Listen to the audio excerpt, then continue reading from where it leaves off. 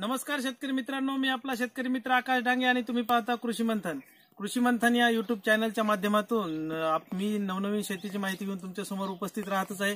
त्या अनुषंगानं शेतीतील नवनवीन माहिती मी तुमच्या समोर इतके दिवस मांडली आणि आज अशी गोष्ट तुम्हाला सांगतो की आज आपल्या चॅनलला 5000 सबस्क्रायबर पूर्ण झालेले आहेत आणि जे तुम्ही हजारोंच्या संख्येनं मला जे प्रेम दिलं आहे त्याच्याबद्दल मी सर्वांचं खूप खूप मनापासून आभार मानतो.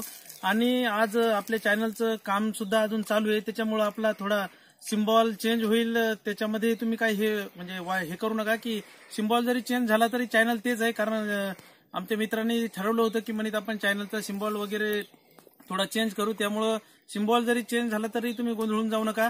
आणि आज मी तुम्हाला जे आपलं डिकम्पोजर आहे, जे national centre of organic farming Ghaziabad या संस्थेनं जे डॉक्टर किसन चंद्र यांच्या संपूर्ण टीमनं जे तयार केलेलं आहे, तर त्याच्यापासून एक नंबरचं कंपोस्ट खत आपण कसं तयार करू शकतो हे तुम्हाला मी दाखवणार आहे.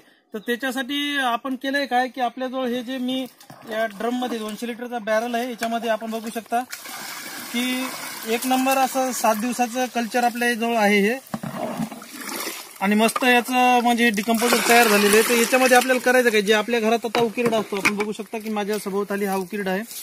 तर बऱ्याच जणांनी हे केलं होतं की डिकम्पोजर पासून कंपोस्ट खत कसं तयार करायचं, त्या उद्देशानं हा व्हिडिओ बनवत आहे. तरी मित्र सर्वांना हात जोडून विनंती करतो की व्हिडिओ कोणताही अपुरा बघू नका, कारण व्हिडिओ जर तुम्ही अपुरा बघितला आणि अपुरी माहिती कोणतीच कामाची नसते, त्याच्यामुळे माझा व्हिडिओ थोडा 2 मिनिटं लांबाही असतो. त्याच्याबद्दल मला क्षमा करा, पण मला वाटतं की कुठेतरी शेतकऱ्यांना जर सगळी माहिती मिळाली तर त्यांची शंका मागे काही राहत नाही, आणि त्या उद्देशानं मी तो व्हिडिओ शूट करत असतो.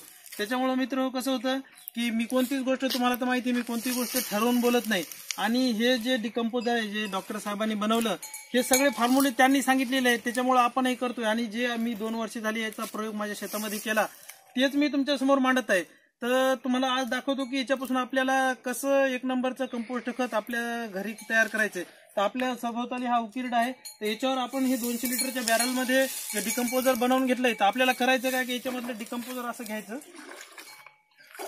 आणि सर्वप्रथम आपल्याला करायचं काय की जो आपला उकिरडा असेल, तर तुम्ही म्हणसाल असं जमिनीतच खोल टाकायचा का, तर तसं काय नाही मित्र. तुम्ही काय करा, वरती जरी जितका हवेशीर जरी असला आपला हा उकिरडा जमिनीवर जरी असला तरी चालतंय, की असा खड्ड्यातच जमिनीमध्ये असावं असं काय नाही. जर वरती जर असला तर त्याच्यापेक्षाही लवकर म्हणजे फास्ट 50-60 दिवसामध्ये ते तयार होतं. आणि जरा जमिनीमध्ये असलं तर कसं होतं, त्याला जास्त हवा लागत नाही, त्याच्यामुळं त्याला थोडा वेळ लागतो. तर आपल्याला एक सर्वप्रथम काय करायचं, जर जमिनीमध्ये असेल तर याला एक वेळेस भरून घ्यायचं, म्हणजे याला ओलं झालं पाहिजे असं करायचं. आणि ओलं झाल्याच्या नंतर काय करायचं, आता माझ्याकडे गज आहे, याच्या साहाय्याने मी अशी याला होल करतोय. हे आपल्याला असे होल करायचे याच्यामध्ये, आणि होल करून काय करायचं की याच्यामध्ये हे डिकम्पोजर असं भरून घ्यायचं. आता डिकम्पोजर मध्ये तर तुम्हाला माहितच की याच्यामध्ये काय काय आहे, जे याच्यामध्ये गाईच्या शेणातून घेतलेले जे बॅक्टेरिया आहेत, तर ते फास्ट मल्टिप्लाय होणार आहे. आणि याचं नाव मुळातच वेस्ट डिकम्पोजर. वेस्ट म्हणजे जे आपला काळी कचरा आहे, याला वेस्ट करण्याचं काम तर मुळात हे करतं. तर आपल्याला फक्त हे असे छिद्र करायचे आणि याला भरून घ्यायचं. तर याला भरल्याच्या नंतर कसं आहे की जे याच्यातले जीवाणू आहेत, तर याला फास्ट कुजवण्याचं काम करतात या काळी कचऱ्याला. आणि आता तुम्हाला मी दाखवतो की आता बघा याच्यामध्ये हे कसं झालंय, या कुटरापासून हे असे पांढरं होतंय, ह्या बुरशी राहतात मित्र. आणि ह्या काय करतात, आपण जर असा उकिरडा नेऊन आपल्या शेतात जर टाकला तर मग या हानिकारक बुरशी आपल्या पिकाला त्रास देतात. मग आपण मार्केटमध्ये जाऊन औषध आणतो, पुन्हा मग ती वापरायचा प्रयत्न करतो. तर त्याच्यामुळे कसं होतंय, म्हणजे आपलं विनाकारणच या खतामुळे आपलं फायदा तर होत नाही, पण नुकसानच जास्त होतंय. त्याच्यामुळं हे डिकम्पोजरच्या सहाय्यानं जर बनवलं तर याच्यामध्ये जे सोडोमोनस आहे, जे बाकीचे जीवाणू आहेत, ऍसिटोबॅक्टर, ॲझिटोबॅक्टर, हे सगळं याला कुजवण्याचं काम करतात मित्र. आणि तुम्हाला तर सांगितलं होतं मी झायलॉन डिरेक्टिंग बॅक्टेरिया.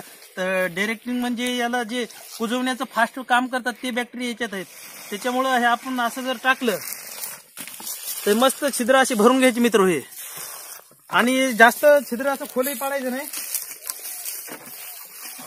त्याच्यामुळे काय होईल की हे आपलं जे डिकम्पोजर आहे हे एकदम खाली जाऊन बसल.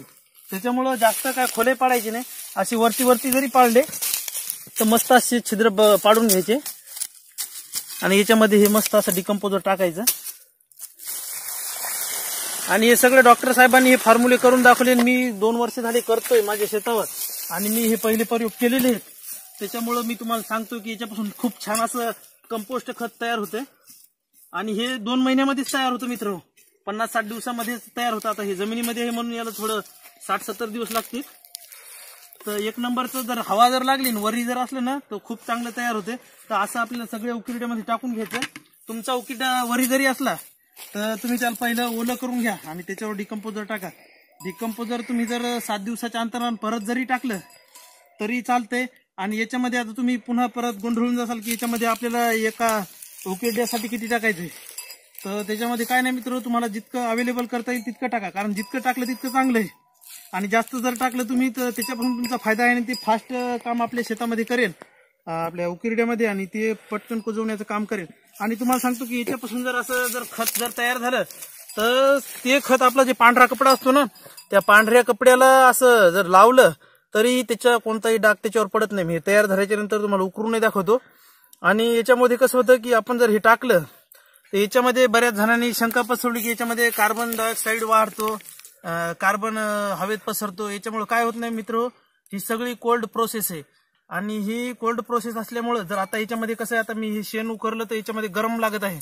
तर हे डिकम्पोजर टाकल्यामुळे याच्यात होणार काय की ही कोल्ड प्रोसेस असल्यामुळे याच्यात कोणतंही असं गरम लागणारच नाही तुम्हाला. अजून जर 2-3 दिवसांनी आपण याच्यामध्ये हात जरी घातला असा तर आपला हात असा जळणार नाही, म्हणजे चांगलं होणार आहे. त्याच्यामुळे तुम्ही याला टाका आणि जितकं टाकता येईल तितकं टाका, काय हरकत नाही. तुमच्यावर जर 200 लिटरचं बॅरल असलं तरी चालते, तुम्ही म्हणले 300 लिटर बनवलं तरी चालते. आणि याच्यात जर तुम्हाला फास्ट बनवायचं असेल, जर लवकरच जर शेणखतापासून आपल्याला तयार करायचं असेल तर याच्यामध्ये एक टेक्निक आहे मित्र. तर ती टेक्निक मी तुमच्या पुढच्या व्हिडिओमध्ये तुम्हाला दाखवतो. कारण कसं होतं फास्ट जर काय, आता बऱ्याच जणांना कसं होतं अजून उन्हाळ्यात पटकन खत शेतामध्ये टाकायचं राहतं, त्याच्यामुळे ती टेक्निक मी तुम्हाला पुढच्या भागात कसं बोलल्यापेक्षा करून दाखवलेलं चटकन लक्षात येते.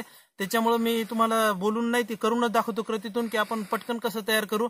आणि या व्हिडिओमध्ये जर तुम्हाला काही त्रुटी वाटली तर कमेंट बॉक्समध्ये मित्र जरूर कळवा, कारण तुम्ही जर कमेंट बॉक्समध्ये कळवलं तर मी तुमच्या प्रश्नांची उत्तरं पुढच्या भागामध्ये घेऊन येईल. आणि तुम्ही जे आज खरंच मला जे प्रेम दिले त्याच्याबद्दल पुन्हा मनपूर्वक तुमचे आभार. आणि व्हिडिओ जर आवडला मित्र तर व्हिडिओला लाईक जरूर करा, शेअर करा आणि कृषी मंथन युट्यूब चॅनलला सबस्क्राईब करा. आणि जी नवनवीन माहिती माझ्याकडून जितकं माझ्याकडे माहितीचा खजिना आहे मी तुमच्यापर्यंत तर घेऊन येणारच आहे. त्याच्यामुळं आपल्या या शेतकरी मित्राला लाईक जरूर करा मित्र, कारण मी शेतीतील कामं हे ते बाजूला ठेवून आपल्या शेतकरी मित्रांसाठी जितकं काय होईल तितकं करण्याचा प्रयत्न करणार आहे. त्याच्यामुळं मी आपल्या शेतकरी मित्राला पुन्हा एकदा म्हणतो की लाईक जरूर करा. धन्यवाद.